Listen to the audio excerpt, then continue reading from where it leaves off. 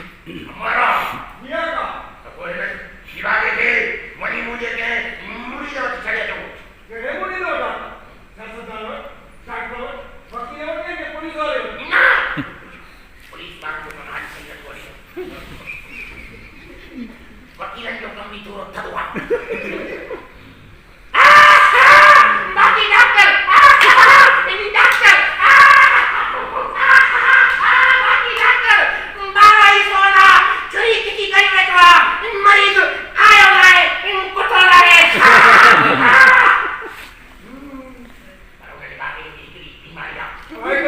इन्हीं बातों बड़ी जो पड़े इस संजा करे निर्णय कसा करे बस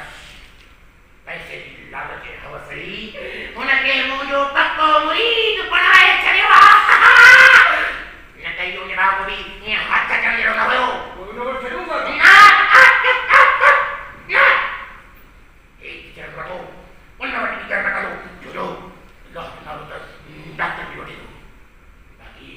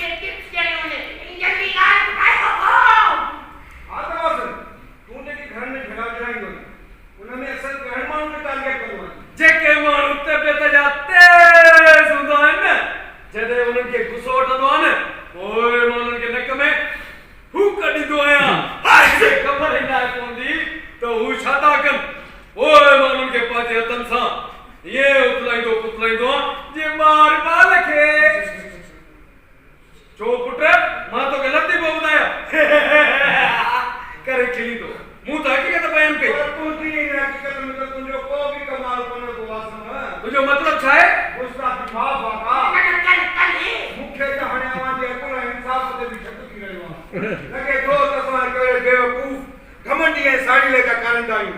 जेको इंसान सादरी साड़ ऐं सद जे करे उनखे पंहिंजो असली रुतबो ॾियणु नथो चाहिनि अमां अॼु ॾींहं ताईं जेके नमाज़नि खे इज़तूं इनाम ॾिना आहिनि उन्हनि खे हिन जो को बि हक़ न आहे का असुलु उन्हनि इंसाननि जो आहे जिन खे पंहिंजी कावड़ ते कंट्रोल न आहे जेके पंहिंजे गुस्से खे काबू में नथा रखनि ऐं दोज़ख जो बारे था बणजनि बसि उन जो कमाल तॾहिं हुजे हा कॾहिं जंहिंखे चाहे पंहिंजे शीशे में लाहे पर ही जेको पाण खे चाहे यार थो सम्झे हिन जो उन्हनि इंसाननि ते को बि असरु थो लहे का जेके इंसान साबरीन आहिनि जिन खे पंहिंजी तबियत ते कंट्रोल आहे ही उन्हनि जी ॾाढो बेवस आहे लाचार मजबूर आहे इन मां साबित थियो त इहो इंसान जी पंहिंजी तबियत ई उनजी दुश्मन आहे न की शैतान वासन ही सॼो उन्हनि जो कमु आहे का न की हिन जो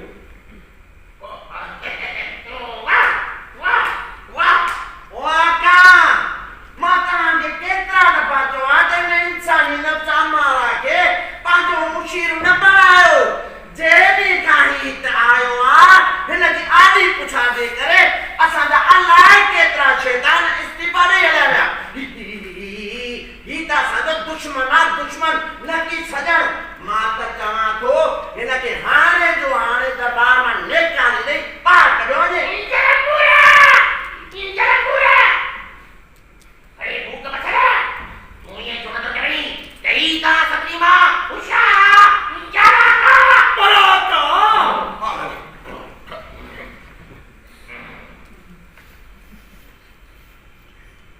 वासिम जी आका अॼु ताईं मां तोखे जेके बि सर बहादुर ख़ान ऐं जेके बि रुतबा ॾिना आहिनि इनाम ॾिना आहिनि उहे सभु तोखां वापसि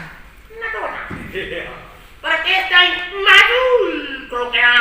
जेसि ताईं तोखे सागर ऐं शाकिर माचीने माण्हूअ खे पंहिंजे तीर जो निशानो नथो बणाए पर आका इहो कीअं मुमकिन आहे त को सागर ऐं शाकिर माण्हू शैतान जे अॻियां कुझु बि मुमकिन आहे सभु कुझु मुमकिन आहे वञो वञो नी के सागर ऐं शाकिर इंसान खे पंहिंजे तीर जो निशानो बणाए पोइ मुंहिंजी दरबार में आ वञो निकुरता पहुच